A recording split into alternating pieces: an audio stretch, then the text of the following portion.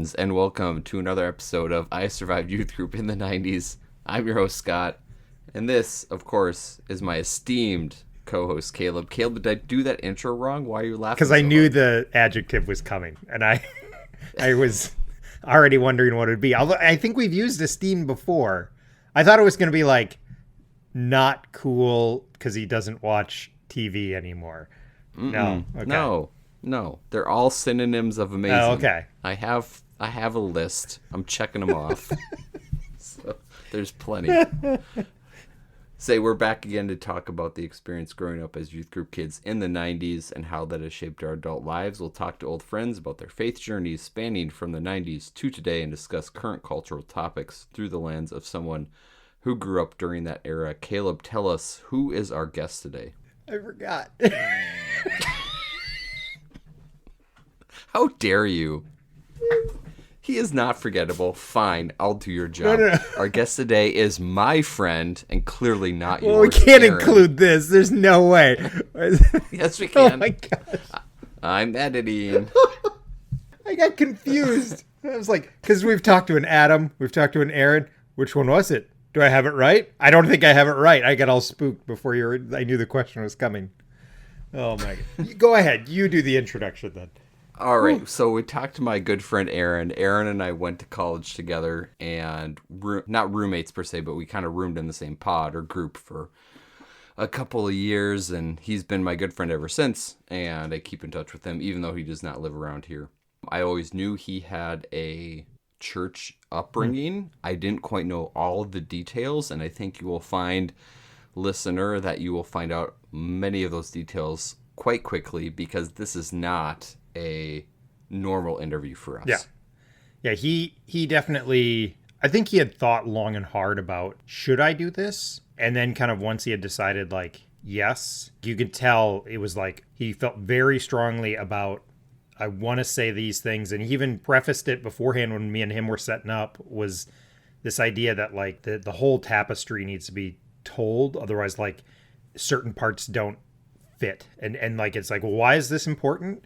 It's important because of this detail that happened before. And so I think there was a real sense of like, there's a lot of these details that I want to make sure they're there or it doesn't all fit together real well. And I don't want to miscommunicate the story. That was my feeling from talking with them and then hearing him speak.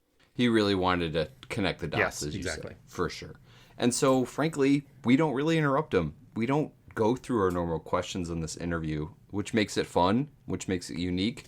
It's not different in a bad way, quite the opposite.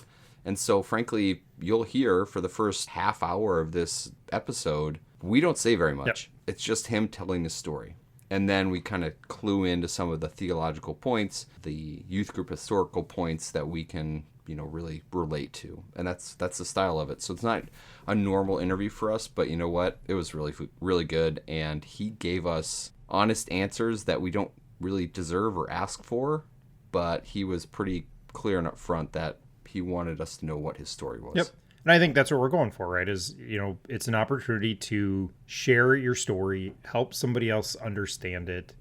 And this is the whole, I think this is what this show, it started as very much a show where we were very much focused on our youth group, but like now as we start to expand out, the power of it now is that we're hearing all these different things, right? We've interviewed people who went to youth groups in different parts of the country, and they had some of these similar flares, and you hear these themes over and over again. And maybe less of that here, but that's another part of 90s youth group evangelical culture that helps, again, paint that tapestry that we saw throughout that time. And so I think it's just another example of like this, the power of this show is the idea of hearing somebody's story. And that's what we got. And very well thought out. I think that's the whole point, is that he had really thought through this and really he connected those dots at some point in his life and was like, this all fits together. This is part of my story, is every little aspect of it has mattered in some way. And to the point about his faith still being important for him, he's clearly thought about it a lot. And clearly thought about, why am I at where I'm at? Yep. Why has my past shaped me to be where I'm at? And how do I move forward? So that's why this is all kind of a different interview. And I will say to anyone listening, if you do want to come on, we absolutely welcome you to come on. We do not expect any certain level of honesty. We're not here to, to pry and find sensational stories in a negative way about youth group. We just want to hear what your story is. So if you want to be honest in the way that Aaron is, great. If not, no big deal. But we welcome any conversation you might want to have. So Aaron, thank you very much for being open and being honest and willing to share your story with us. We really, really appreciate it because we really enjoyed this episode. And to you, the listener out there, thanks for listening, and we hope you enjoy as well.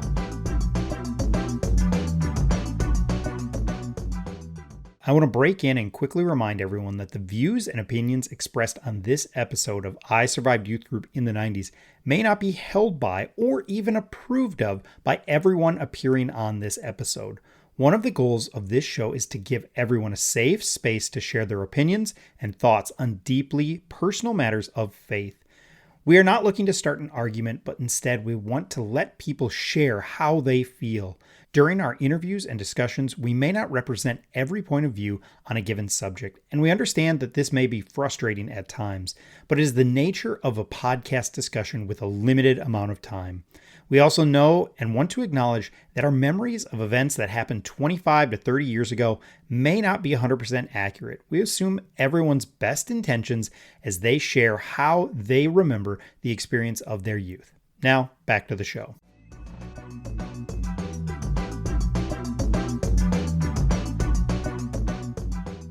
All right, we are joined this evening by my close and old friend Aaron. Aaron, how you doing? Thank you so much for being here. Hey, thank you so much for having me. Yeah, it's great. It's really great that we get to chat. You and I have kept in touch over the years. We went to college together and have been part of the same college friend group, even though you do not live in the same town that the rest of us do. So it's been great to stay connected. Likewise. I like Scott says, dear listener, I'm 2 time zones away, but sometimes the miles don't matter that much. You can stay connected if you're intentional. Especially these days. So right. We'll say thank you for joining us to talk about your own faith journey. I know it's part of your story, and we're excited to hear more about that. So let's jump right in from where it all began. I knew you grew up in the Twin Cities area here. What kind of were you in a Christian home? Did you go to church all the time? And how did you end up being part of a youth group in the 90s? Right. Well, I think there was a youth group. It was in the 90s. I think there's maybe two things I think that you and our listeners need to understand first before we even really get to youth group. There was a beginning of my youth group career. It was November of 1994. There was a lock-in, but it was in the basement of some of the kids' parents. So Nathan and Crystal, their parents' basement. We discussed extensively Pearl Jam's Vitology album. It had just been released. Yeah, right. So there's a moment in time. But to get there, I think you have to understand there's a program called Awana. I don't know if either of you are familiar. And to get even there, you have to understand a bit about my family and kind of my childhood. I'm going to just say flat out, I didn't have a happy childhood. You know, our culture will have some jokes sometimes about what happens if your mom doesn't hug you enough and how that it can impact a kid. And I'll say for a lot of kids, you know, they don't learn that their mom just doesn't have the skill set to be emotionally validating or to be emotionally expressive. What a kid learns is that they're not really worthy or deserving of love. And they internalize that. And they can be anxious and avoidant in a lot of the relationships they have in their life. So I grew up in, honestly, that kind of household. My parents were both pretty emotionally closed. My parents did not tell me they loved me when I was a kid. I didn't get a lot of hugs. The validation I did get, though, was always along the lines of like, good job on that test, Aaron. Keep working hard and you're going to go to college, Aaron. And that made me into this insecure overachiever.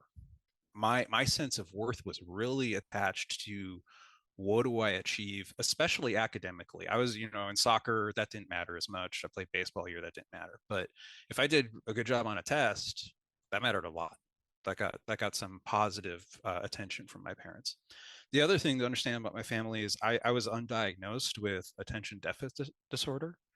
And so memorization of things was always incredibly difficult for me. I couldn't remember, times tables or anything like that.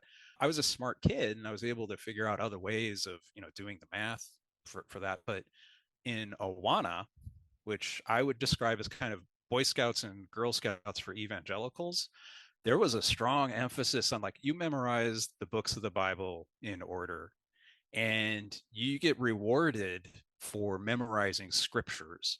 And it doesn't count if you can't remember the chapter and verse of the scripture you're citing. You have to remember these arbitrary numbers that mean nothing to middle school Aaron, elementary school Aaron, who constantly failed with this. So going to church, and specifically with Awana, I was getting this feedback that was saying, Aaron, you need to work harder. Great job, Reagan. Excellent work this week, Greg. Aaron, you need to work harder. And that doesn't maybe sound that bad, but like it's the opposite of the only positive affirmation I was getting in my life at that point. It was a good job on that test was the only way I understood love from a parent. It was kind of devastating to like show up and be told, Aaron, you need to work harder, because the context was essentially like, Aaron, you suck. Aaron, you don't have a lot of value here. Aaron, this, you're not that important.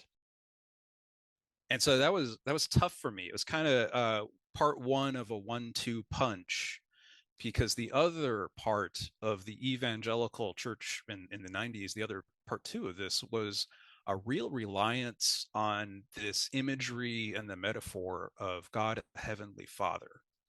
I don't remember my exact internal monologue anytime I heard this, but I remember Pastor Bruce one Sunday morning, he was saying, God is just like your dad. He loves you very much, cares for you. He's like a father, but a heavenly one. And for me, the emotional impact was, you're telling me God is like somebody who doesn't know what my hobbies are and can't remember my friends' names. That's God. So I didn't feel loved. I didn't love God back. I had this disconnect for, did I feel valued in the church? Did I feel, and now our terminology would be like, did I feel seen? And I didn't. I had my sense of self-worth that was really tied up into academic achievement. And, that's how I got the validation that I did get.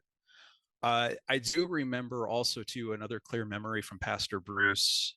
This must have been 1997 or 1998. I remember he gave a sermon one morning, which was unusual. Usually the youth pastor didn't do that at this evangelical church, but he was talking about Harry Potter, this book series, and how dangerous it was if your kids were going to read Harry Potter, because it glorified witchcraft and wizardry.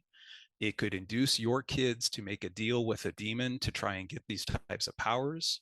And he guaranteed that Harry Potter was going to have sex by the end of the series. So it would be better if your kids read nothing than to read Harry Potter. I don't even know if Left Behind was released as a book series yet or not, but like Oh yeah. Pastor Bruce was using a lot of fear.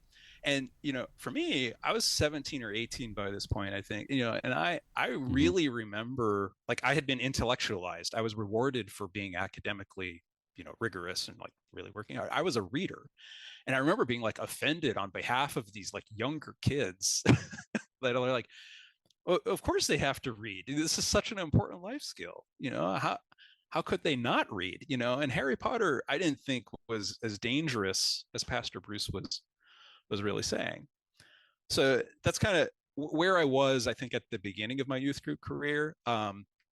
There was, I'd say maybe like 30 of us, maybe 25, kind of all about high school age. I always felt like I was an outsider. I remember hearing the episode with Bethany and thinking like, oh my goodness, this is how it's supposed to work. This is supposed to be a central nexus of your high school social experience.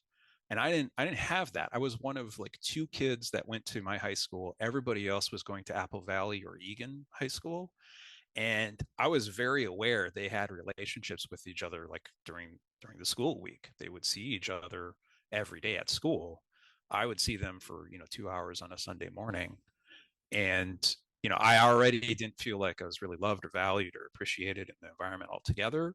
And I had like one buddy who was also nerdy, also kind of an outsider, that I would talk to on Sunday mornings and relate with him. kind of catch up with him. How are things going with him? And all the other kids, like everybody was nice to me, but it was sort of this casual friendship that you might, now the analogy would be like a work friend, that you're never going to see that person outside of your workplace. You're never going to like actually remember, their wife's name or their kids' names necessarily, and they don't have to remember yours. That's not the expectation. You're just nice to each other when you're talking to each other. And that was kind of the social tone that I had in that evangelical youth group. Except for the really fascinating conversation about Pearl Jam's Vitology. And that was yeah. What changed for me though, there was a pivotal moment. I'd say it was I think towards the end of my sophomore year of high school, that my high school friend group, there were 4 of us. So there's me, there's Matt, Rob, and John. And Matt had been attending Wednesday nights at Chapel Hill Baptist Church. I think that's in Eagan.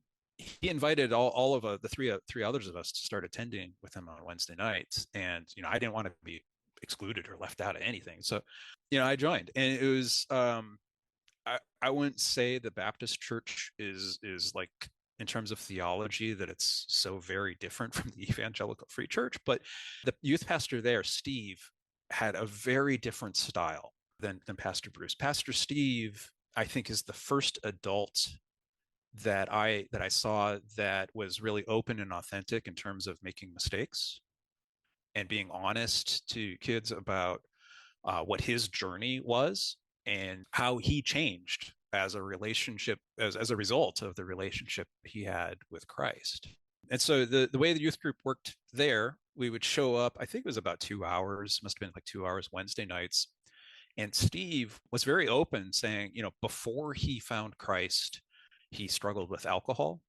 In his words, he described himself as kind of a loser, which I don't know if that's exactly the best framing. I have a clear memory of him saying that he asked his wife out on a date. It was like 22, 23 times before she said yes. Like, and he said this as a way of demonstrating, like, he had problems. He wasn't such an amazing person, but he was able to change his life, and he was able to turn things around as a result of his spiritual walk. And for high school Aaron, who's still kind of emotionally vulnerable, still insecure, this message of changing your life was very attractive. But also, like, the style that Pastor Steve had made a difference for me, because it was clear that he cared about every kid that was showing up to this youth group. And it was clear that he was respecting all of the kids there enough to be totally honest with them. And for me, that felt like such a difference from the evangelical church that my parents raised me in. Because nobody there would admit to, like, having a problem with alcohol. And maybe they do to each other as adults. Maybe the evangelical church has changed in the last 25 years. I can't say, but I remember being really impressed with Pastor Steve. And I was attending that youth group for about a year and a half, maybe 2 years. We would typically start out with volleyball. So there was, like, the church sanctuary had this old, like, scuzzy carpet on the floor, and there was this Velcro tape, like tape strips that were down to make a volleyball, what do you call it, a field volleyball court, yeah, volleyball court. And so we would typically play volleyball for, like, I don't know, half an hour or something, just get all the energy out from all of us. And then there would be maybe another half hour or so of, like, singing worship songs. And they're all, like, slightly different style than what I knew from my parents' church. But, like, most of the words were the same. The melodies were almost all exactly the same. But, like, I do remember noticing it felt a little different somehow, just like the songbook was a different songbook. And then there would be another, 20, 30, 40 minutes where Pastor Steve would bring everybody in. And, he would have this kind of session where he would have a message for everybody, talking about, like, well, what's the message for the week. And that was kind of how most Wednesday nights went. I do have kind of a vague memory too of, like, a relay race where there were spoons and hard-boiled eggs, and you had to run without dropping your egg in these teams, run around. I was aware of Chubby Bunny, and I don't remember if that actually happened at Chapel Hill or not, but it was part of the social fabric of the time. I think I'll say it that way. But yeah, the Pastor Steve did change things for me, and I think he made it possible for me to then choose a college that was associated with a church denomination. Hmm. Um, if I hadn't had Pastor Steve's influence, I may not have chosen the college where I met you, Scott, which is Yep. associated with the Evangelical Lutheran Church of America. And I remember in college, there were two things that really, really changed my faith life there. For one, I had a neighbor in the dorm that was gay, Buddhist, and Asian. And I had never met anybody that had those interlacing, overlapping set of identities before. And I'm embarrassed to admit, but I was nervous around him for like the first month because I'd been told, being gay is a sin, and it's kind of this worse sort of sin than all the other ones you can do. And and in retrospect, I feel awful because I had no reason to be nervous at all, other than just I was taught, I think, an incorrect message earlier in my Mm-hmm. life. But I remember this started kind of a journey for me where I started thinking, well, hold on a second. What does it mean if being gay is a sin? I don't think he chose this. I never chose to be attracted to like curly haired brunettes. This was something that was given to me. What does it mean if sin is something you don't choose? I had always understood sin in the context of it is an action that you commit to and then you execute. If you're going to steal, if you're going to murder, it's a sin is an action that you do, not that you're being. Being gay is a different sort of sin. And what does it mean then for God if God is going to set you up as being gay, and that's not a choice you have, and that's a sin, and then you pay consequences for this thing that you didn't even choose? What does it mean about God if God is going to do that? And so it took me, I think, maybe 2 or 3 years really to kind of wrestle through what does this mean in terms of what I was taught. And what happened was I became a Democrat. And for my parents, Hold on. You said homosexuality was the worst evangelical sin. right. I think number two could be turning into a Democrat. Well, I was going to say turning into a Democrat was almost as bad as becoming an atheist, I think, based on how my parents. And so, and part of it was what at that time was termed gay rights. Now would be, being an LGBTQ ally. Just, I mean, for clarity, I'm hetero, I'm white, I've got this easy life, I'm educated, but I have at various points in my life felt like an outsider. I have felt like, I haven't always been welcomed. And so I've always been sensitive for anybody that also might feel that way, because I know what that feels like. Mm-hmm. I know that's painful. And so, yeah, I became a Democrat, and I didn't really know how to square the question of abortion, because that was, you certainly would never want to vote, for anything that would violate the sanctity of life. I didn't really know what the answer was, but I knew, kind of for economic reasons, and then increasingly the social reasons, I became a Democrat. While I was at college. The other thing that really changed at college for me, I was exposed. There was a religion class. It was a required religion class. I probably, at that point in my life, I don't think I would have taken it if it hadn't been required, just to Mm-hmm. say. But I think it was Professor Santori. There was a book we read by an author, Cornelius Plantiga, and it was a breviary of sin.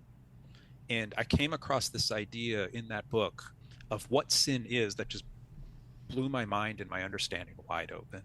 And the idea is based around an old, I believe it's a Hebrew idea of shalom, of what is peace, what is sufficiency, what was creation before the fall, when we all were living in harmony and when we all were close to God. This idea of shalom being the sufficiency and peace. Sin in this context is any action or step that takes us a little bit further away from shalom.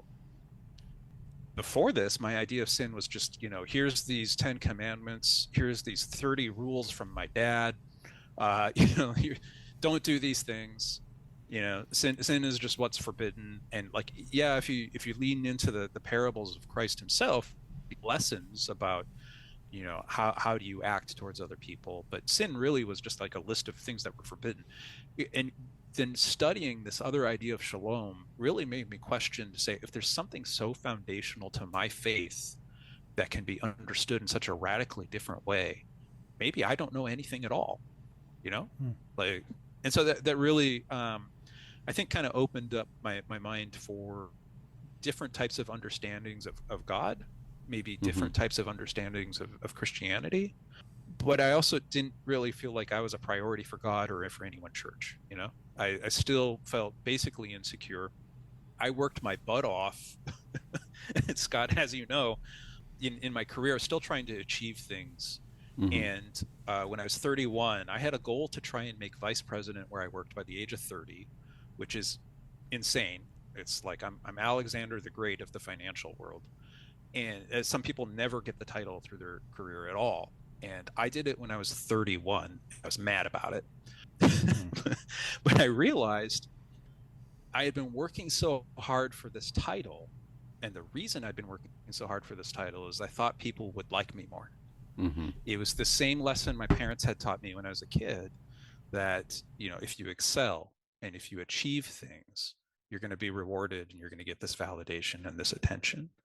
And so I made vice president. I realized within a matter of like 3 days, you weren't going to see me any different because I had this job title. You didn't care about that. I was still the same guy, the same friend to you. Anybody else that's important to my life, they're not going to see me any different because I have a job title. Like, why am I working so hard for this? You know, this job title, this only matters to somebody that I talk to at work Mm. who's not familiar with the quality of my work. So it's people that I have one conversation with and then I never talk to again. They judge me by my job title. Why am I working so hard for the people in my life that are literally the least important people in my life? Why am I working so hard for that? This kind of brought me to a moment of crisis where I was trying to figure out, well, if it's not about success and it's not about succeeding, what is life about? You know, as 31, I had made this goal, and Mm-hmm. this goal was so empty and so hollow. Well, what am I going to do? I'll tell you, the answer is I remembered, it was maybe 2 years before this. I had the woman I was dating at the time. Her name is Tiffany. She's a wonderful woman. She had invited me to St. Gabriel's. It's an Episcopal church here in Portland.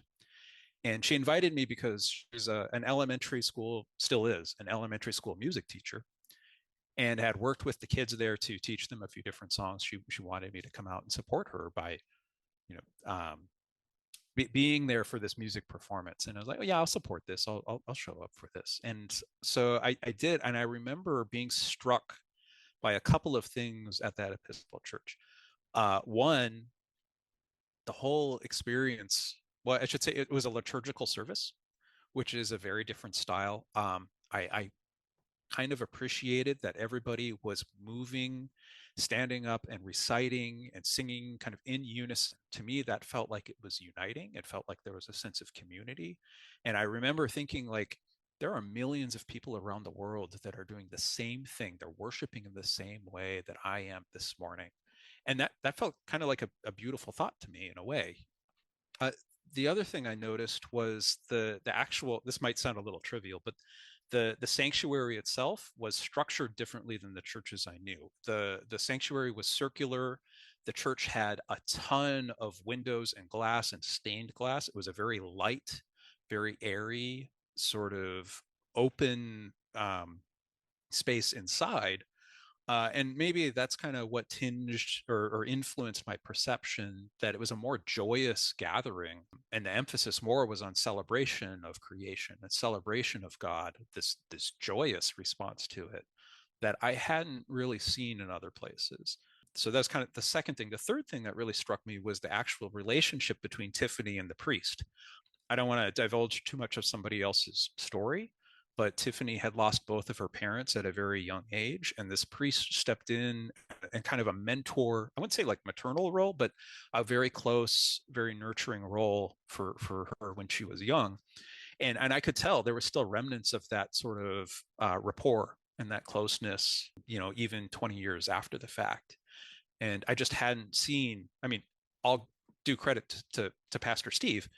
I hadn't seen any sort of pastor or clergy that had that kind of warmth and that kind of connection with somebody before. And so I remembered this. I made vice president, and that seemed empty and meaningless. And I thought, well, St. Gabriel's, I don't want to like elbow in. Tiffany would have been fine if I started attending that church, but I started exploring others and seeing, maybe I should sort out my faith life, as this next big project for myself. And I eventually found St. Michael and All Angels Episcopal Church, also here in Portland. And I'll tell you, it was not the first church I visited. There were a few different ones that I had checked out, but I had gone in the first Sunday morning that I visited there, and I remember seeing. I was walking out after the service, and the priest, it was a woman named Chris. She was outside the doors visiting with everybody as they were leaving, and I remember my response was like avoidance. Like, is there another door? can I sneak out somewhere? Just sort of, because I wanted to kind of check out these churches in sort of incognito, and I wasn't going to be able to do that. I was going to have to be known, and so I stepped out. Chris says, "Well, I don't believe we've met. I'm Chris. What's your name?" And so we talked for, it was all of a minute and a half, that the first Sunday. But I went back the next week, went in and went through the service, and as I was exiting that second week, Chris saw me and she said, "Hi, Aaron, welcome back. Glad to see you here." And the fact that she remembered my name, I still feel kind of emotional about that, because there were no other churches that had that level of welcome and that level of hospitality. And you remember the evangelical church of my childhood certainly didn't make me feel valued or seen or any. So I kept going back to St. Michael's, and I became involved with the stewardship committee. I started, I was tithing by that point. I became involved for several years with what we called catechumenate, and that's like an adult guided discernment process for people that want to be baptized or for people that want to join the church. I was a facilitator for these 9-month sessions to learn about the faith, learn about the church. I volunteered to help homeless families transition back to housing. So there was a lot that I was involved in. And I would say I certainly felt valued and appreciated. I certainly felt important to the other people there, because they saw that, the gifts that I had and the ways that I would be able to serve. And it became, I would say, a spiritual home for me. Not only just, for my own faith walk, but also the connections and the relationships and the feeling of belonging that I had there. I'd never had that in any other church, or even, Chapel Hill Youth Group. Like, yeah, I was more involved there. I wasn't like the same kind of outsider there that I was in the evangelical church, but the Episcopal Church really did make me feel connected and welcomed, and like I belonged in a way that I just hadn't ever had in any other spiritual community. I would say one other element of my time at St. Michael's, the head priest was a woman. There are many, many people there that are gay or lesbian or actively transitioning gender.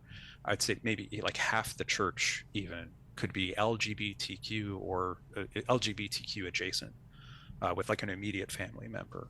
And I don't want to say this in a way that makes me sound like I think I'm better than anybody, but more than once I've had the thought of, what this church is accepting of LGBTQ people, they're going to be accepting of me too.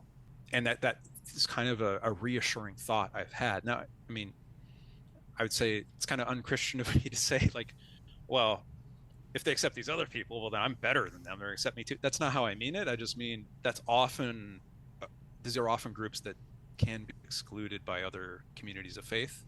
And I think for me now, like that's the price of entry for me. I don't think I can participate in any church that doesn't actively, radically try to welcome everyone.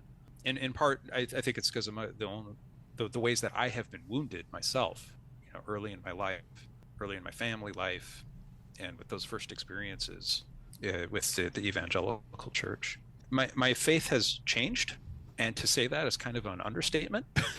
So the idea of a heavenly father that I had as a kid has really transformed. It's now a lot more along the lines of, well, even the words we use in the church I go to, it's holy creator, redeemer, and sustainer. And so any of the baggage that somebody has tied up in their relationship with their own father just doesn't really apply in that kind of framing. Mm-hmm. And I will say too, for any listener that's curious, I have really worked hard with improving my relationship with my parents and forgiving them for their shortcomings. That has happened. They're never going to be as emotionally expressive as I want them to be, but I know after I think it was the 35E bridge had collapsed in St. Paul. That was the bridge my dad drove over to get to work. That was his commute bridge. And I realized my parents aren't going to be around forever. I can be angry and resentful and have the 6 out of 10 relationship score that I had with, or I can try and change the culture of my family. And so I did. I started saying I love you at the end of phone calls. And to my parents' credit, it only took 1 or 2 calls of like, I love you, Mom. Okay, bye, honey. I'll talk to you later. It only took a couple of calls. They caught on to the program really quick. My dad actually faster than my mom, to his credit. And so this is now something that we do. I didn't want my last phone call with either of my parents to be one where it's like, I'll talk to you later, click. And the 35E bridge collapse is what made me start thinking about that, of like, my dad could have been on that bridge. Maybe he wouldn't have made it. I also, we now hug each other when I go and visit. There's just more emotional warmth, more expression. And as an adult, I definitely understand. It's like, my parents do love me.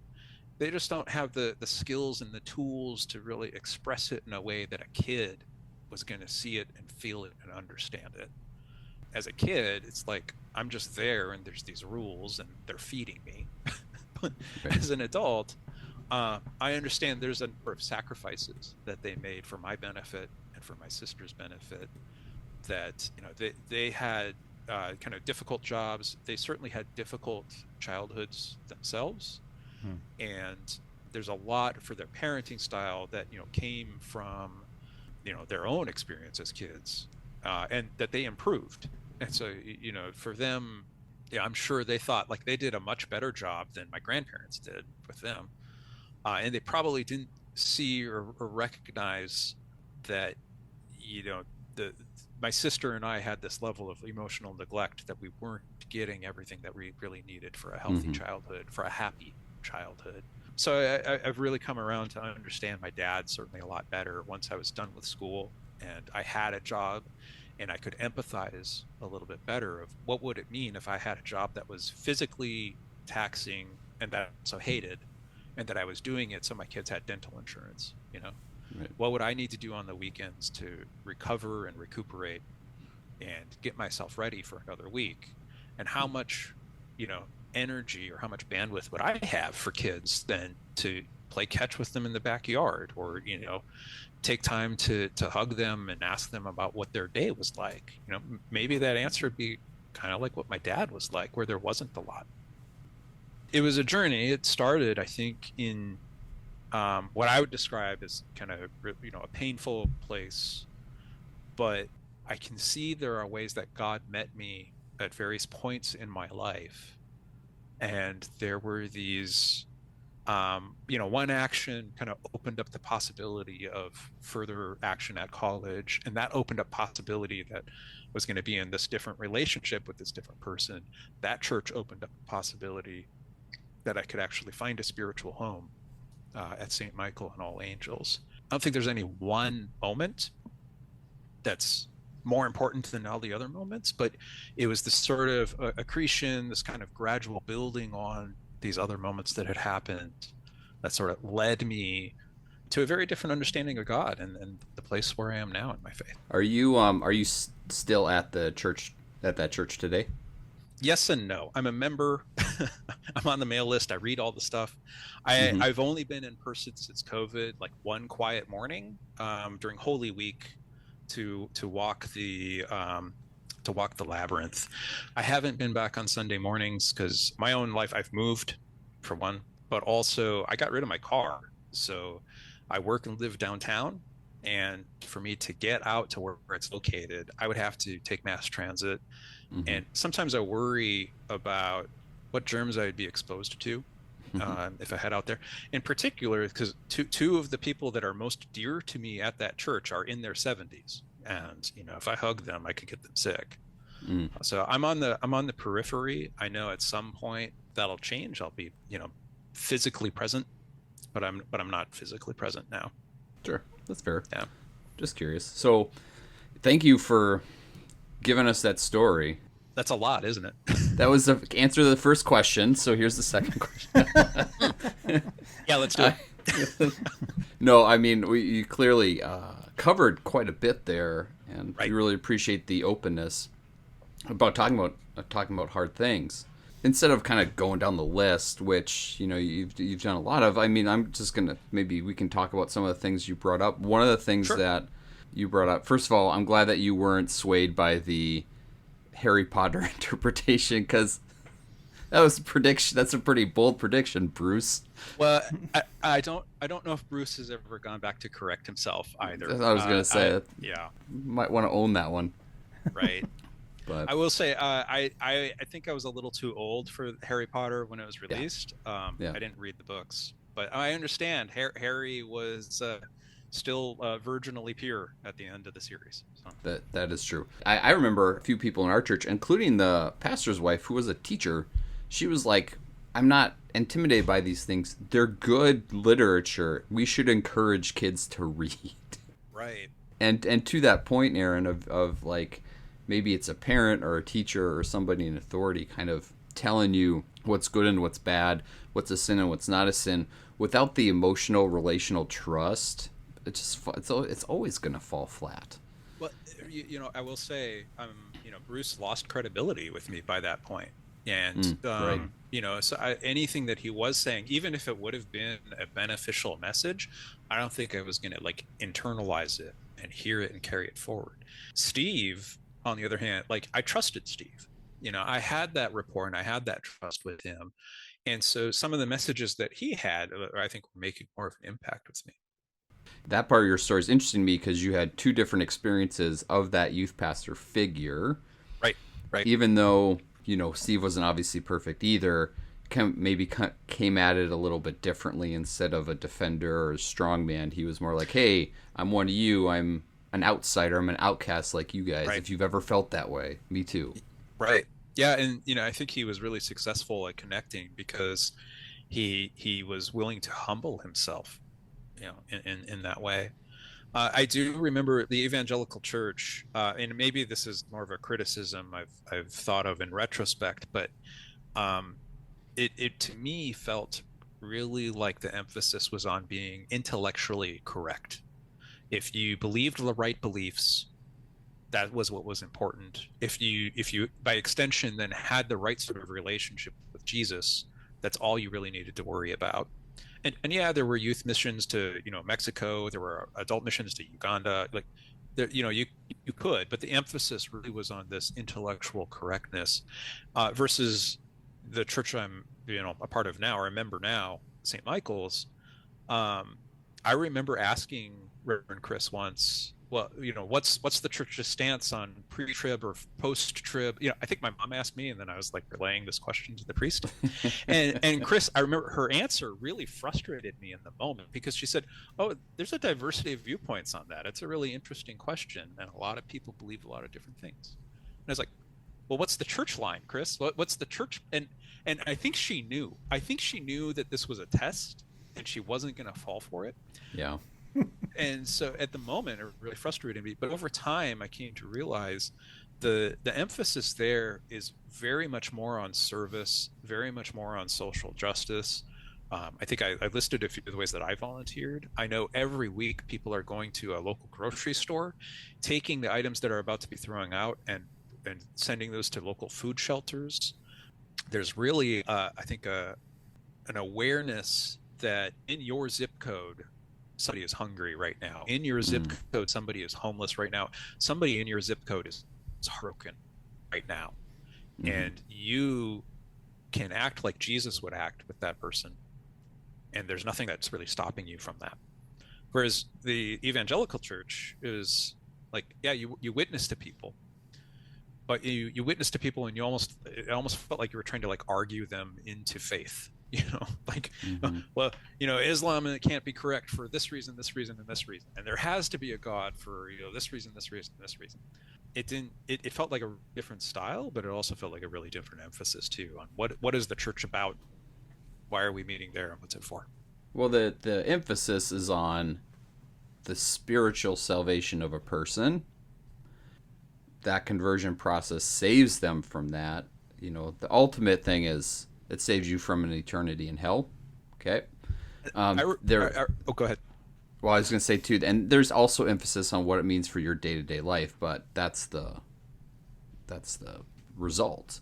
Whereas, so it's focused on the individual, and then after that happens, after you're saved from your sins, it's almost as if the rest of those things, the people around you who might be in need, real need, like food, they need food or healthcare or whatever, right? They have to figure it out for themselves. And some people think, well, they just need to accept Jesus, they'll be fine, or something needs to happen for them to get their life right. Whereas the other aspect of what you've experienced is we have a responsibility to the people around us who are less fortunate. And we don't show God by those intellectual arguments. We show them by our actions. I think, yeah, you've encapsulated it correctly there. Do you remember as a teenager, there was a question about what if God, if there's a person that you didn't witness to and that person goes to hell, what are you going to say to God if God asks you about, Sam, who you didn't witness to, and what's your responsibility because you didn't evangelize to them? And versus the Episcopal Church, very different style, because there the emphasis is really on, like, Christ said so much about the poor. Christ said so much about what is your responsibility to the poor. And for us, what does it mean? Like, if we're going to try and walk in love and be loving and kind in the way that Christ would, how are we going to act? How are we going to act to the poor? What's our responsibility there?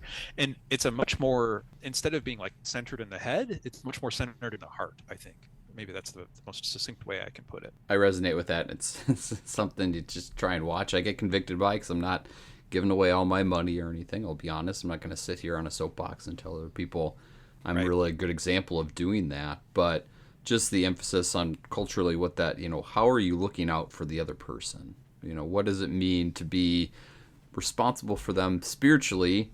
Are you witnessing to them? Are you filling their other needs? Because in reality, a lot of people aren't going to care about that witnessing until some of these other needs are met. And same thing with you. Unless they know you care, why would they listen to you? Well, and I think my own story arc, informed my opinion on this. And I can look at Pastor Steve as a really great. He's still in ministry, by the way. I can look at Pastor Steve as an example that he influenced me because he was spending time and he was listening, and he wasn't, Pastor Bruce was trying to like tell me stuff. Pastor Steve was having a conversation. I put more emphasis on that, and I see the way it had changed me, and I think that's probably why I believe now, it's more effective or more meaningful to just give with an open heart, help somebody who's in need, rather than to go out specifically, like go to the mall and try and witness to somebody. What was those that little packet we would give people, 4 stages or something? Oh, I'm gonna mess it up. There were. There's a gap. There's a cavern and 4 spiritual laws. Sports. Thank That's you. what you're looking for. Thank you. Yes. I went with Campus Crusade overseas. There you go. So Caleb knows. Caleb knows. The other thing that you mentioned that I found very interesting, as important to your story, is that idea of shalom resonating with you, which is a very inherently Jewish idea. Right. Something that is definitely biblical but forgotten about in an evangelical sense. Again, because I think it's less individualistic and it's more communal. It's how are we moving to a community of peace and a community of reconciliation, as opposed to everyone's got to take care of themselves. You take care of yourself spiritually. The best thing you can do for somebody else is to tell them they're a sinner. again, there's a little bit of a different feel to that theology, which I think is important to remember. Like, a lot of people understand God in this way as, do my actions take away or increase from the shalom with the people around me? Right.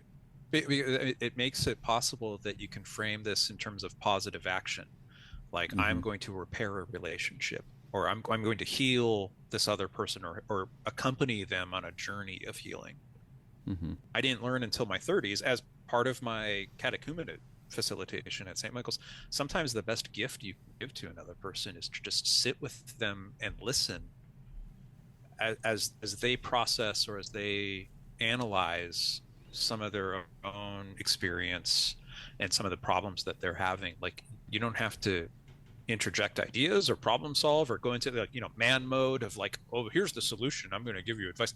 Sometimes the best gift you can do to somebody is to just be present with them and sit in whatever emotion, whatever situation, whatever feeling that they've got. And that can be really powerful, because all it means is that person is not alone. That person not alone, and you were there with them. And the idea of shalom, I think, makes it possible that you can sit with somebody, and that can be a healing act, and that can be a virtue. If you're only thinking of sin as this list of laws of, don't do this, don't do the other thing, don't do these things, there really isn't much incentive that you're going to proactively go out of your way and try and, positively give something to somebody else. You're not going to sit with somebody in their pain. You're not going to try and heal somebody else's wound, because that's not in this kind of legalistic framework of what sin is. Shalom, I think, in a way too, it's a little less intellectualized. It's a little less legalistic. I do sometimes think about Martin Luther being a lawyer. Like, it's a really different conception. And like you're saying, I think it is more community oriented, because you can't really have shalom by yourself. You need other people to share this peace and share this sufficiency with, and to live harmonious with. You can't live harmoniously by yourself. You're not harmonizing with anything, or anyone, I should say. You're not harmonizing with anyone.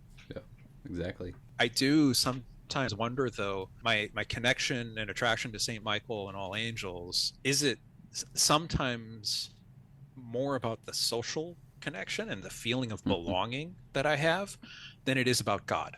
And this is something I've spent time thinking about, to say, well, of this church and my participation in it, for what it's giving to me, for the ways it's sustaining me, is it more just like a social thing that I do to be connected to people, or is it a way that I'm reminding myself of God and the blessings that I have in my life from God, and the gratitude, the joy, and the celebration of God? What's the real reasons? And it's extremely difficult for me to disentangle that, in part because I think, for me to really participate in a church, I have to have a sense of belonging. I have to have a sense of community. That's sort of my price of entry now. Well, and to be honest, I think that's the price of entry for a youth group. Right. Your story is interesting, the fact that the evangelical church you went to as a younger kid didn't have that welcoming aspect, where a lot of people we've talked to was just like, hey, come on in, let's have a good time. And I'm sure there was obviously aspects of that, but the intellectual argument thing, the telling people what to do thing, that didn't jive with that experience. And so then you're looking for someone to give you that sense of belonging. It's just not there, because you're just being told what's good and bad and what you should believe, kind of thing. Oh, I was going to say, the youth pastor there, all of the adults, the Sunday school teachers, everybody that's volunteering there, I think they just didn't see the pain that I'd had. They didn't see the family dynamic that I was growing up in, and they didn't understand. And so for them, the emphasis was on, how do we save more kids? How do we get more involved in the youth group? What do we do for outreach and for, witnessing to more kids? I was just counted as one of the saved. I'm good. I'm here already.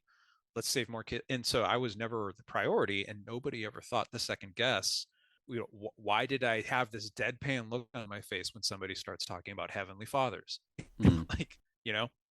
So I think it's just, I flew under the radar. Well, to the argument that it's very individualistic, you've checked that box, Aaron. Good. And that's important. Let's go worry about that for somebody else, where, yes, but also I have these things going on, and that decision doesn't fix it all. It just Right. doesn't for some Right. people, for many people. So, and you've gone through that, and have been willing to talk about that with us. I do sometimes think about the counterfactuals though too. Like if my friend Matt had never invited me to Chapel Hill, but I mean, would I Mm. be an atheist today? Or would there be some other way that God would have reached me? Like if I didn't go to the college that I did to be exposed to this idea of shalom or to meet my gay Buddhist Asian neighbor there, how would I have been influenced differently? And it's really, I think, impossible to say, but I do look back very much at my college years. Like I was definitely in the right place. I was where I was supposed to be. And I don't know, Caleb or Scott, if you two have had this feeling of like you knew where God wanted you to be in the world and what you were supposed to be doing, and you were there in that moment. I haven't had that for the entirety of my life, but like definitely my college years, I was where I was supposed to be, Mm-hmm. for sure. Yeah, I think that's those moments can be fleeting, and they're anyone who can say they felt that for most of their life, I would consider very lucky and blessed. Right. So, I mean, to a certain extent, yeah, and maybe some of that comes with hindsight, of course. Mhm. But I commend you for sticking with some of this, especially because the belonging aspect has been so important to you. And that story of the Reverend Chris simply remembering your name, Right. I mean, I would venture that some other people in your life remembered your name, but at that point, that was the most important thing for you. It was definitely something that was unique amongst my church shopping. Mm-hmm. And that recognition and that feeling of just being remembered and being important enough that somebody's going to remember my name. Mm-hmm. And it's such a small little thing to be welcoming in that way. But I do remember there was a small group where somebody else had said that one of the things they learned from the Episcopal Church was how to be hospitality. Mm.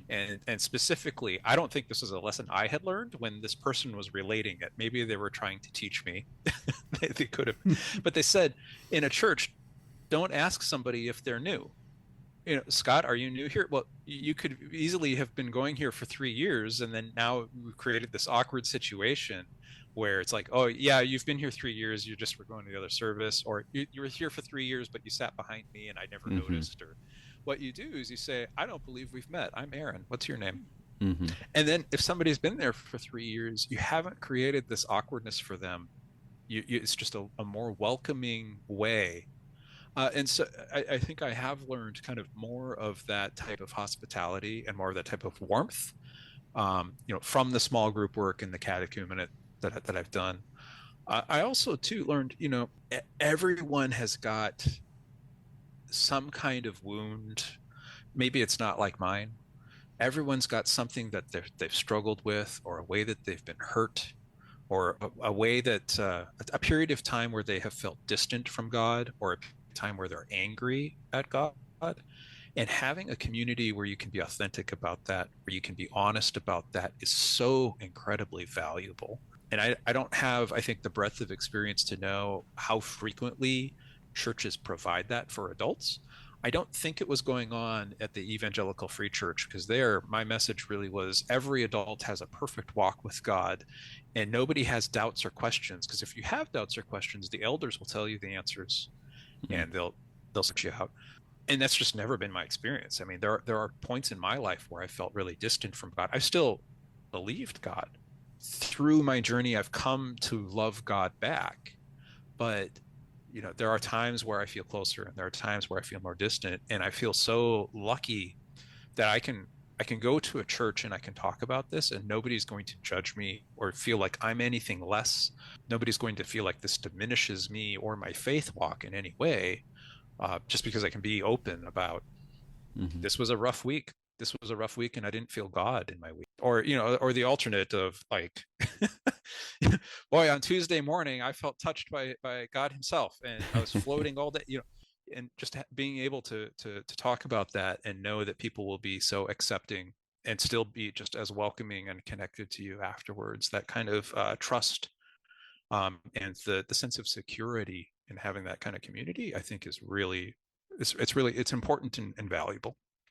I think, and this is a judgment call, big time on my part, but I think some of these other denominations understand or understood before the evangelical church did that when people come to you with those things, the answer isn't always like, oh, you just need to pray more, which is always kind of the vibe that I got, especially as a youth. Like, well, are you reading your Bible? Did you miss your Bible reading this week? Have you been praying about it? Well, like, yes, and also, please help me. And so I think other traditions that I've seen work with some, whether it is a severe mental health issue or just somebody needing to say, sit with me in this moment. They tend to do that better because they take the personal relationship. They understand that maybe a little bit better between two people, but also two, the answer isn't always simple. It's, hey, let's help work through it. And maybe next week isn't great either, but maybe eventually we can help you through spiritual means and other means have a better means. Yeah, practical means. Yes, thank you. So that, again, judgment call on my part, but that was always the vibe I got when you said that. I was like, we'll just pray it away, Aaron. It'll be fine. Well, I will say, being in a church that's one of the few that are still that's still so open and accepting for LGBTQ parishioners, there's 40% of this church that have been pushed away or have been discriminated against or have been, in the very least been judged harshly. Sometimes these are people who have lost family relationships because of their gender identity or because of their sexual orientation. And there's a lot of deep pain that can come along with that. And I think that's changed kind of part of how that church operates in terms of being intentionally welcoming and being intentionally warm and having hospitality to the extent it does, because they've all been on the opposite side of that.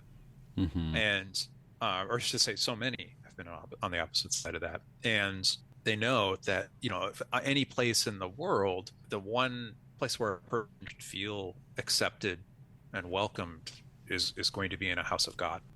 I do hear you saying that it is something that is missed in other denominations that you grew up in, just because it's not as much of an emphasis. The emphasis is salvation and all those things, and instead of kind of what people are going here now. And to me, it's always like, well, what did Jesus do? I mean, obviously he came to die for our sins, and that's all still part of my belief system, but also like it was a proactive decision to come to us and meet us where we were at. How often are we doing that for others?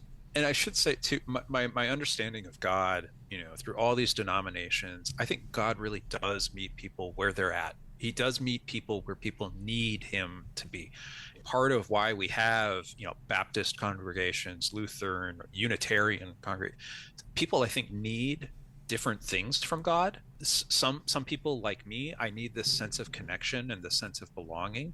There's other people that from God, what they need is this framework, this like strict set of black and white rules that they can use as instructions for life. And so that person, the instructions for life person, would really struggle at St. Michael's, because that's not going to give that to them.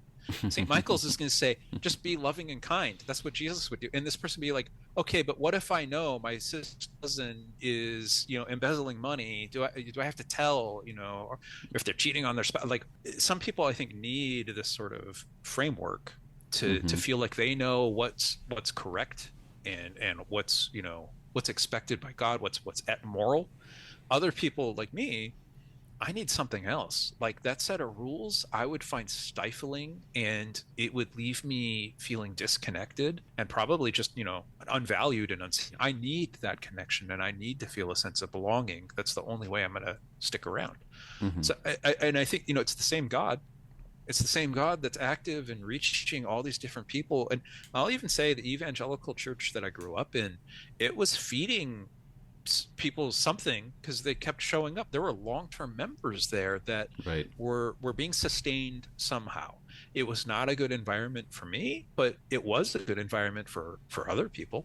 And so I have to acknowledge, like, yeah, I've got my grievances with Pastor Bruce, but there's plenty of other kids in the youth group that were going on more of those lock-ins, that were going on the missions trips to Mexico, that were getting what they needed from him.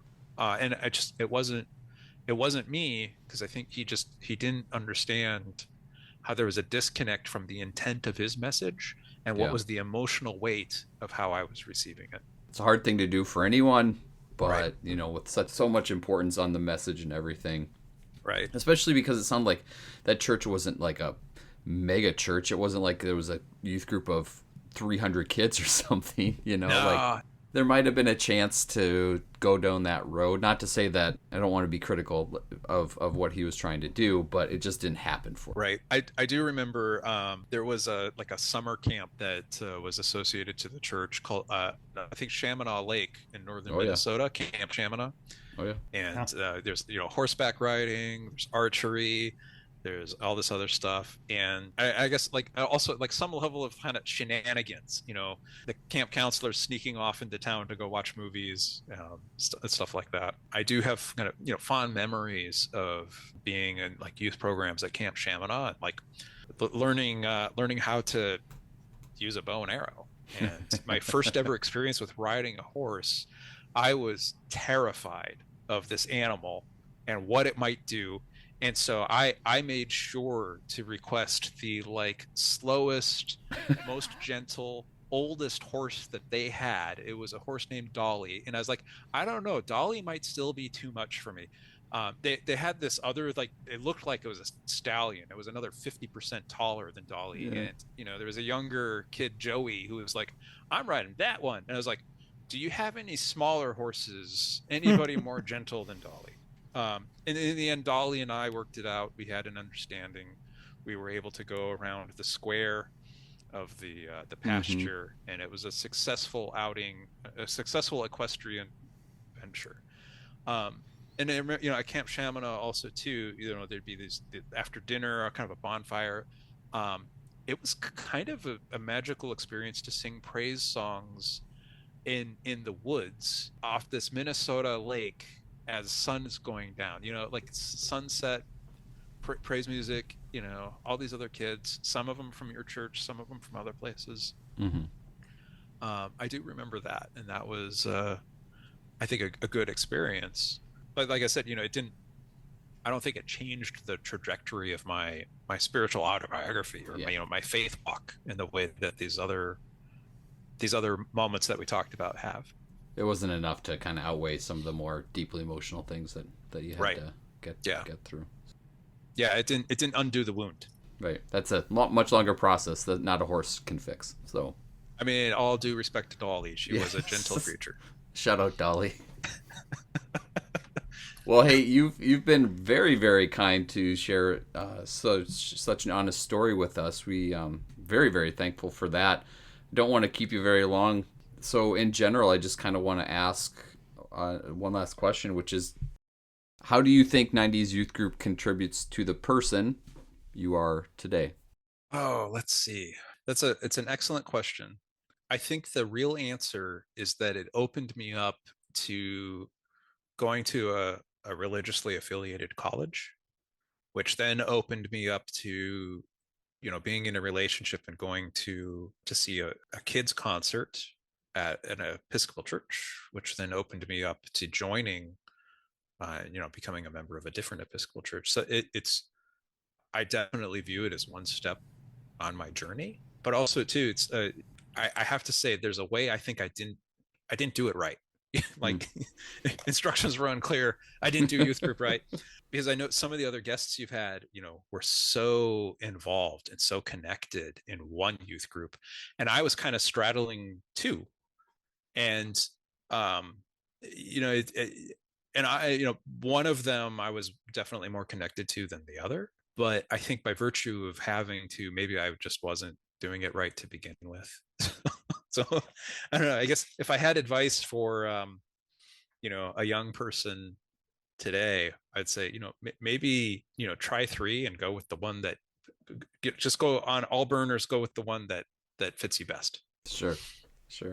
Well, yeah, I had a part in who you are today and that spiritual journey, which I think, again, is commendable given some of those circumstances you went through, to still be able to make a relationship or with people in a different church setting.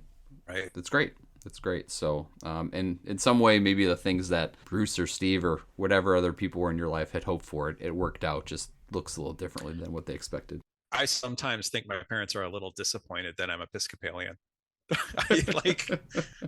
They're like, that's kind of a hippie church. It's a liturgical service. I don't think they judge that the head priest is a woman, but Hmm. I think they do judge. It's not like the church they go to now is a cowboy church. It's also very evangelical. It's I think I don't know, maybe a reaction because it's a different kind of faith that in some ways connects to the very early church. Reciting the Nicene Creed is not something I see cowboys doing at a cowboy church. It's not the actual cowboy. You know, there's an actual cowboy church in Minnesota, right? No, my parents, it is a church that has a building, but actually, it's Saturday nights. They have a cowboy bonfire service. That where they live, there are more cows than people. Is So it northern it's Minnesota? no, they moved out to Oregon. Oh, that's right. Yep. So they That's live in right. Central Oregon, and where they go, there's more cows than people. Where they live, there's cowboys that can't leave their animals unattended for Sunday mornings, and so there's Saturday night Wow. services to minister to this group because they have to take care of their animals and have to feed, clean out, muck stalls, stuff like that. I do remember visiting. There's a little tiny Episcopal church in that same community called St. Albans, and it was so wild to be there because it was the same but it was so different at the same Mm, time. The liturgy is the same, the scripture readings, it's the same for like every Sunday. There's selected passages, and it's like that's what the whole Episcopal Church does. Same liturgy, same worship. But this small little church, the ministry wasn't like feeding people in homeless shelters. It was, if you're sick or out of town, we will take care of your livestock for you. Like nice. it's such a different, but it's still kind of an emphasis on service and the Sure. things that people needed. I also remember too, like this was a church that was, I think, maybe 18 people. And so when we went there to visit, they all recognized there's this newcomer who's half the age of everybody else that's there. Hooray. And then when I came back, that was over Thanksgiving, that I came back around visiting like the Sunday before Christmas. They all remembered me too, because it's like, oh, here's that nice young man that's in from Portland. How are you? How are your parents? And I was like, we're all doing well. How are your cows? So that's legit cowboy church. I remember driving up to northern Minnesota for like a work retreat last year. There was a church that was, I don't know, maybe they were. I don't know if they're cowboys in this state. It seems like there's not. But it was like the brand called Cowboy Oh, Church. I'm like, I am not going in there. And, and but I'll have to give it its due diligence. well, I wonder. I mean, I know this. I'm the guest and you're the host. You're asking questions of me, but like, are there churches that you feel like you would not be able to participate in? Because I think I've kind of laid out a little bit of like, well, if it's not welcoming of different types of people, I prefer liturgical services hands down over Hmm. over other styles. Like, but I wonder, in your journey too, I'm sure there's some churches, maybe charismatic or Eastern Orthodox, something. There's got to be lines that we all have, right? To your point, like we're not going to feel comfortable in every setting. Right. It's hard to find God in maybe a situation that you're not totally familiar with, unless you're like traveling or something. That's a little more exotic. We got married in a very liturgical Lutheran church, and Hmm. we'd go back there from time to time. So Okay. whether it's a Christmas service or an Easter service, just because of the liturgy aspect to it, it's a different feel than what our nominally, well, it's not nominal, our evangelical church does now. So we try and mix it up from time to time, but we kind of stay in safe zones. I've never gone to a charismatic church. I don't think I have the ability to sit through that, and then Right. also to Right. like at some point, if churches get too big for me, I'm just like, I'm out. Back to your point, Aaron, of being known and feeling like people know you. It is so much more difficult to do that in a large church, and I know that many of them try very hard, and some of them succeed to a certain degree, but it just gets to be almost impossible to be known by Yeah. in that community. What's interesting though, like church, like the idea of like places you wouldn't go, like I have them and stuff. Like there's things I definitely consider, but it's also interesting because I started having to make decisions for six people because I have four kids. Mhm. Right. So like that complicates it. Like we basically chose our last church because we thought it was the best opportunity for our kids. And that was like I don't agree with everything, but I needed that and I needed like it was more important to find somewhere where my wife could connect with some Mm. people and my kids could connect with people. So basically, all of my needs were kind of just like I kind of had to ignore Well, them, it makes and it was what it was, right. It you makes know. perfect sense. Hmm. You have other people that you're responsible for, Yeah, and you have to certainly consider what their needs are and like for their spiritual growth and development. And yeah. So yeah. it's interesting because it can be so many things that could dictate a decision, right? Like, Mhm. it could if for you is like this almost feels like this perfect timing. Like we talk about all the idea of like all the time about the idea of like celebrity pastor, and like the last thing you needed was a celebrity pastor, this big Yeah. personality. Oh The idea yeah. that somebody remembered your name has nothing to do with a celebrity charismatic pastor. And like that's I mean that's pretty amazing considering I think a lot of people at this point are choosing churches because of I want that person to blow my socks off every Yeah. Sunday. And it's like, no, Nope. no. Before my parents moved to Oregon, they were attending Grace Lutheran for a little while, and I went there once, and Hmm. it was a little overwhelming, but it felt almost anonymous because I mean, one, here there's like what they've got like 30 pastors, but then two, the congregation is so big. How do you make relationships? How do you become connected? How do you integrate Yeah. into a church that's that big? I think I was more comfortable at St. Albans with the 18 people that were all twice as old as me. Well, hey, man, we really appreciate all of this. And again, thank you for being so open and honest. We don't ask that Absolutely. of anybody. And you were willing to do that, and that's really cool. So thank you for doing that for us here. But it's always great to connect with you, and I'm glad that we get to talk instead of text or send Discourse messages. But I know I'll be seeing you here in a few weeks anyway. So This was a pleasure. Thank you so much for having me, and dear listener, thank you for sticking it out. I hope that there's parts of my story that you found worthwhile to listen to here too and reflect on. yeah, I'm sure they will. I'm sure they will. All right, thanks, bud. Good to talk to you. All right, thank you. See ya.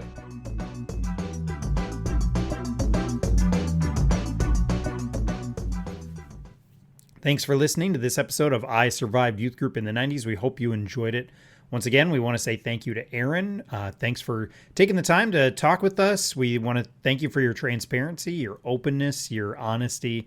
It was great to hear about that experience and just kind of how all the pieces fit and how God had worked in your life through that journey. It was really great to hear. So thanks again, Aaron, for taking the time out to talk with us and to just bring your experiences to our show. It was great to hear from you and hear about those experiences.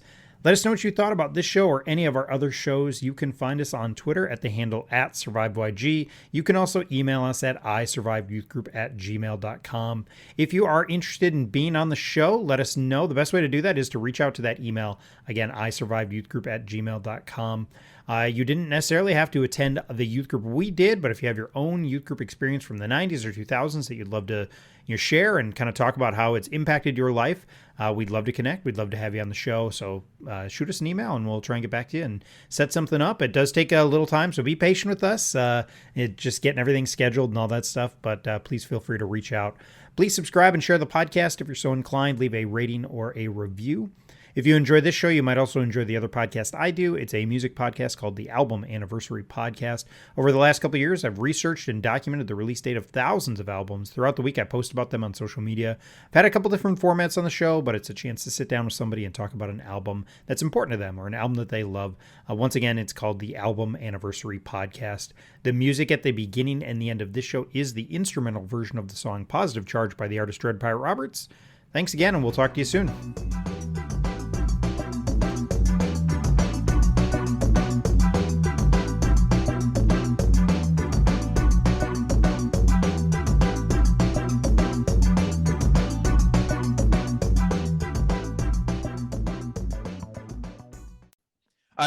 I hope so. I mean, first, thanks for being flexible on the timing. Last week I had a sore throat and I just knew it wasn't going to be good for, Of talking course. for an hour, but I still have a lingering cough and I've tried to swing my microphone arm up every time that's happening. And hopefully Caleb, you don't have to edit too much for Oh, I I'm think editing Scott's this doing one. this one. I'm coughing. editing Scott's this one. doing this Oh, well one. then, So yeah. Scott, I'm so glad I've given you this opportunity to expand your skill set and get some practice in. All right. Caleb, I don't think you know this, but I did college radio. at St. Okay. Olaf, and I received absolutely no training for that whatsoever. But it did give me a little bit of experience with being in front of a microphone, a little bit of Yeah. experience with having an audience, and then Mm-hmm. just saying stupid things and realizing that you can have confidence in saying those stupid things because no one will remember unless it's exceptionally stupid.